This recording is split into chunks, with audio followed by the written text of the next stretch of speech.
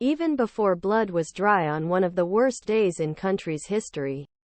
Professor at leading national university tried to figure out what went wrong less than a year after. Right-wing populists supported and confronted by fundamentalists.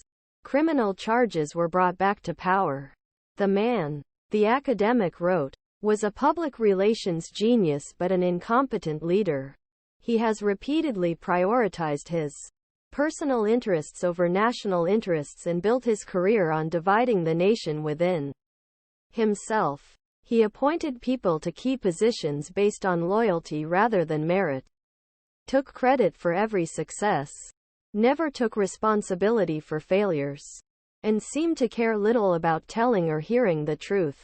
These are kinds of words I fear will be written here in United States after January 2025 if Donald Trump, 45th president and overwhelming frontrunner for GOP's 2024 nomination, returns to White House. But in this case, author Yuval Noah Harari, a professor history at the Hebrew University of Jerusalem, was describing the disastrous, populist regime Israeli Prime Minister Benjamin Netanyahu, which citizens like Harari say left their hometown unprepared for Hamas October 1 attack, 7 terrorist attacks, widespread dissatisfaction and even anger towards Netanyahu-Israel has not received sufficient attention in the American media.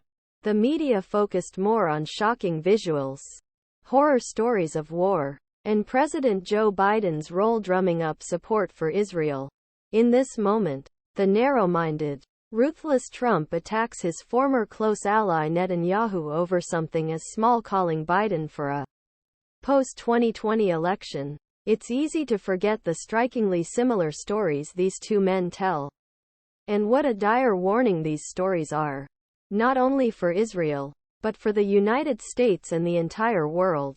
Netanyahu, a 1967 Cheltenham High School graduate who became Israel's longest-serving prime minister for 3 terms, returned to power last year even though he has been under continuous criminal investigation since 2016 and remains on trial on 3 separate indictments incriminating him for bribery and breach of trust. Like Trump, who is now accused of 91 felonies in 4 separate state and federal lawsuits. The Israeli leader's legal strategy has been to delay. Like Team Trump, Netanyahu and his allies claim the accusations are merely political enemies trying to punish them.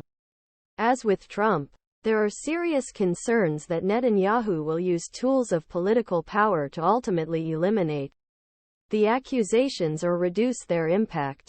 No wonder both Trump and Netanyahu place so much emphasis on restructuring judiciary.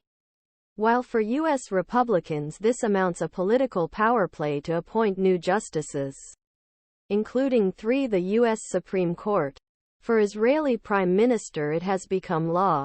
It aimed to thwart the power a more liberal high court that brought tens of thousands protesters to the streets in Tel Aviv and elsewhere, trying to return to office while